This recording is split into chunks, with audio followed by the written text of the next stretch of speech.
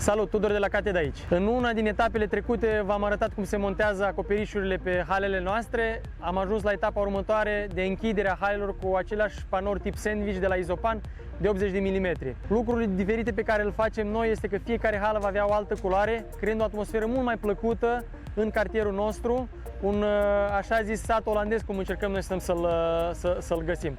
Desigur, zona de business am vrut să o punem în evidență prin folosirea culoarea antracit RAL 7016 pentru cei care vor mai multe detalii pe această perspectivă, pentru a crea distinția dintre zona de depozitare și zona de birou. Decupajele din spatele meu sunt lăsate special pentru a fi montate geamurile, pentru că încercăm să avem cât mai multă lumină naturală în zona de birouri, foarte importantă pentru cei care vor lucra acolo. Nu uitați să ne urmărești aventura în construirea primului cartier de hale din România. Tudor de la Catedra aici, pe curând!